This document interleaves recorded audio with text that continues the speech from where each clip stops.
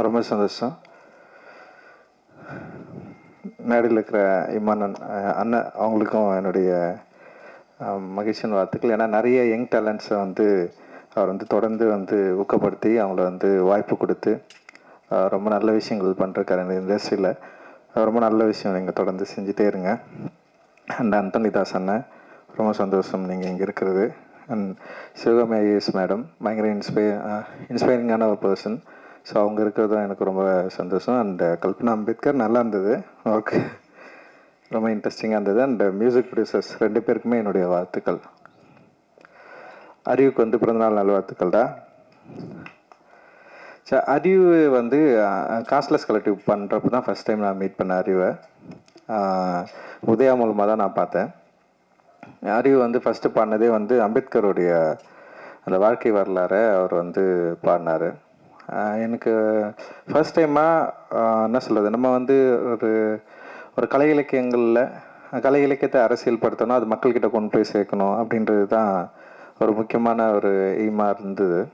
அப்படி தான் சினிமாவுக்குள்ளே வந்தோம். ஸோ கலை இலக்கியங்களை அரசியல் வடிவமாக்கணும், அது மக்கள்கிட்ட கொண்டு போய் சேர்க்கணும். ஸோ கலை மக்களுக்கானது, நம்ம பயன்படுத்துகிற கலை அது அரசியல் தன்மையோடு இருக்கணும் அப்படின்றது தான் யோசனை. ஸோ அந்த யோசனைக்குள்ளே இருக்கிறவங்க கூட ஒன்று சேர்ந்து வேலை செய்கிறதுக்கு தான் தொடர்ந்து நம்ம வந்து பார்த்துட்டு இருந்தோம். அந்த அடிப்படையில் அறிவு வந்தது வந்து ஒரு மிகப்பெரிய ஒரு வெளிச்சமாக நான் வந்து பார்க்குறேன். இந்த இண்டிபெண்ட் மியூசிக் அண்ட் வந்து இந்த மியூசிக் வடிவத்தில் அதுவும் மொழி ரீதியாகவும் சரி, அறிவு வந்து ஏற்படுத்தின தாக்கம் வந்து மிகப்பெரியது அப்படின்னு நான் நினைக்கிறேன். அண்ட் வந்து அன்றைக்கி ஃபர்ஸ்ட் டே அறிவு முன்னாடி வந்து பாடி காட்டின அறிவு, அதிலிருந்து இருக்கிற அறிவுகிட்ட இருக்கிற ஒரு மாற்றத்தை நான் தொடர்ந்து அவங்க கூடவே இருந்து நான் பார்த்துட்ருக்குறேன். அண்ட் வந்து காலாவில் வந்து ஃபர்ஸ்ட் ஃபிலிம் வந்து அவனுக்கு எழுதினா ஒரு பெரிய சாங் ஒன்று எழுதுனா, அதுவும் வந்து ஒரு போராட்ட பாடல் தான் அது. அது ரொம்ப முக்கியமான பாடலாக இருந்தது காலா திரைப்படங்களில். அண்ட் வந்து அவன் வந்து எழுதின காஸ்ட்லெஸ் கலெக்டிவில் அறிவு எழுதின பாடல்கள்லாம் வந்து ரொம்ப ரொம்ப இன்ட்ரெஸ்டிங்கான பாடல்களை வந்து எழுதியிருந்தான். அண்ட் எனக்கே பாடலெல்லாம் கேட்டு முடிச்சதுக்கப்புறம் தான் தெரியும் அறிவு சில பாடல்கள் அதில் வந்து எழுதியிருக்கான், கான்ட்ரிபியூட் பண்ணியிருக்கான்னு சொல்லிட்டு. ஸோ அப்போ தான் அறிவுடைய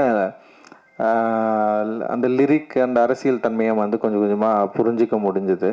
அண்ட் அறிவுக்கு ஒரு அரசியல் தன்மை இருந்தது.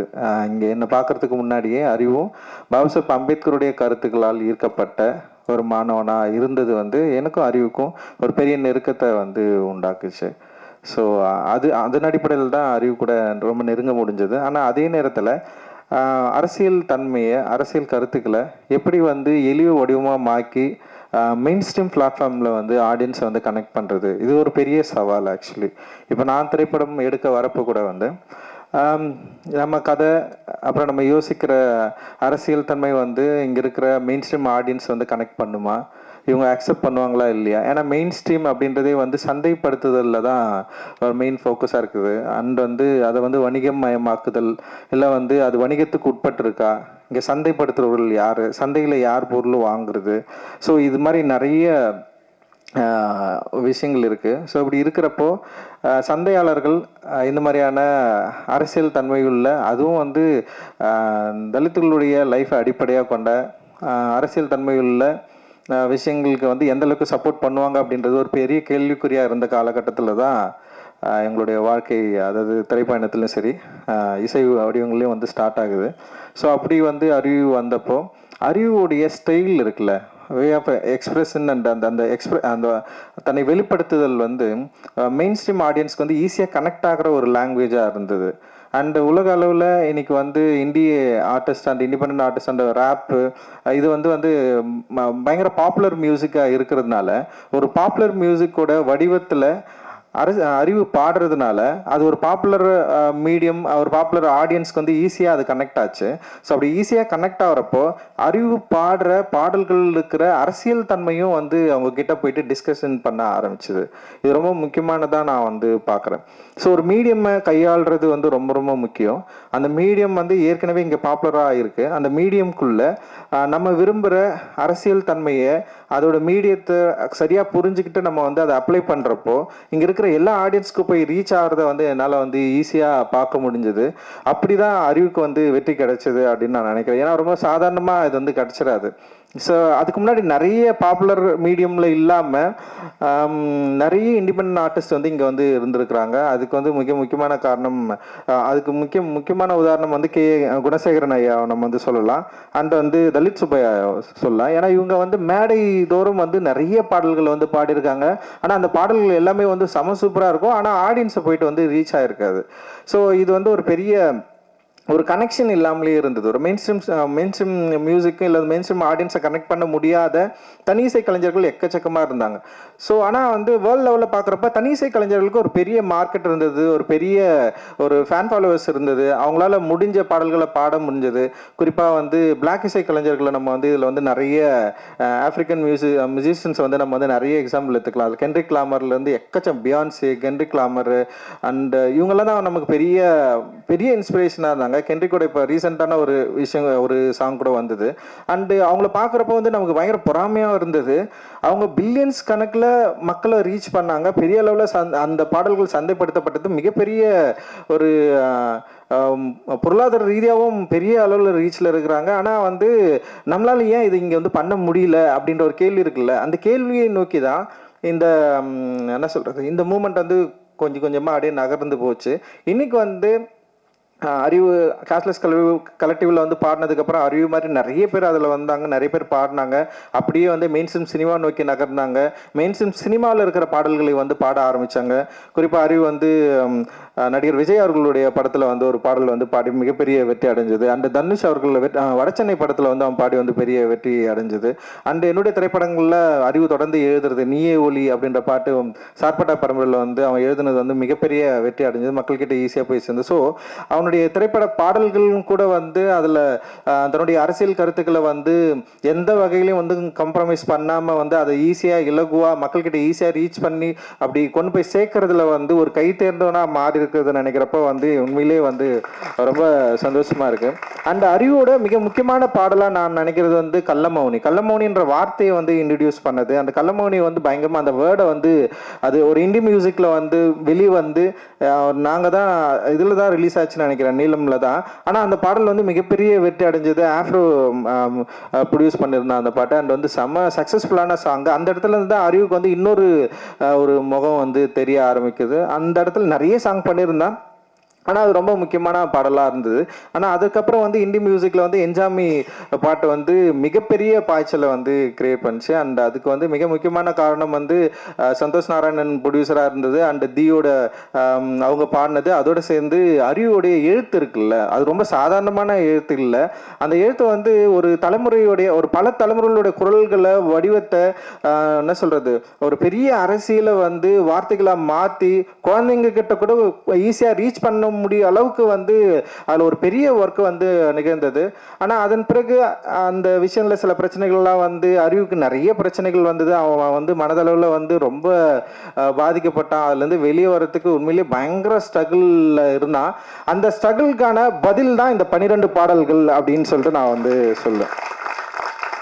அவன் லைஃப்பில் அவன் ரொம்ப சென்சிட்டிவானவன், ஈஸியாக எமோஷ்னலாக ஆகிடுவான். ரொம்ப இப்போ எப்படி பாடல்கள் வந்து அவனுக்கு வந்து ஒரு தீப்பொறி மாதிரி பயங்கரமாக பவர்ஃபுல்லாக பாடுவான், ரொம்ப எமோஷ்னலாக லவ் அப்படிலாம் இருக்கிறான்ல. ஆனால் வந்து நேரடியாக பார்த்தா சின்ன குழந்தை தான் அவன். ஆனால் வந்து அப்படியே நம்ம தாளாட்டி அப்படியே ஓகேடா விட்றா, ஒன்றும் இல்லைடா அவனுக்கு வந்து அப்படியே அழகாக இலகுவாக புரிய வச்சு இதெல்லாம் ஒன்றும் இல்லைடா, இதை நம்ம ஃபேஸ் பண்ணி தான் ஆகணும்டா அப்படின்னு சொல்லி. ஏன்னா சமூகத்தில் நிறைய இஷ்யூக்கள் நடக்குது, நிறைய பிரச்சனைகள் நடக்குது. நம்ம வந்து ரியாக்ட் பண்ணிக்கிட்டே இருக்கிறோம். ரியாக்ட் பண்ண வந்து என்னென்னா நம்ம டைல்யூட் ஆகிட்டே இருக்கிறோம். ஏன்னா நம்ம கோவப்படுறது மூலமாகவோ இல்லை வந்து உணர்ச்சி வசப்படுறது மூலமாகவோ இல்லை வந்து நம்ம விரும்புகிற மாதிரியான ஒரு சமூகம் இங்கே வந்து அமைந்துருமோ அப்படின்னு எதிர்பார்க்கலாம். ஆனால் அப்படி இருக்கிறதுக்கான வாய்ப்பு இங்கே இல்லவே இல்லைல்ல. மனிதர்கள் வந்து பல வித்தியாசமான எண்ணங்களும் உணர்வுகளும் கொண்டவர்கள். அவர்கள் வந்து நம்ம வந்து ஒரு கேட்டகரியில் வந்து கேட்டகரைஸ் பண்ண முடியாது. ஆனால் அறிவு ரொம்ப சிம்பிளாக அவங்ககிட்ட இருந்து எல்லாரையும் பார்ப்பான். அவனை மாதிரி எல்லாரும் இருக்கணும்னு நினைப்பான். அப்படி எல்லாரும் இருக்கிறதுக்கு வாய்ப்பே இல்லைல்ல. ஸோ அப்படி இருக்கிறப்போ வந்து அறிவுக்கு நிறைய அவனுடைய பர்சனல் லைஃப்பில் அண்ட் அவனுடைய மனதில் நிறைய பிரச்சனைகள் உருவாச்சு. அந்த நிறைய பிரச்சனைகள் வரப்போ அவன் வந்து இந்த மியூசிக் வந்து இதை கண்டினியூ பண்ணலாமா வேணாமான்ற அளவுக்கெல்லாம் வந்து அறிவு வந்து ஒரு டைமில் வந்து யோசிக்க ஆரம்பித்தான்.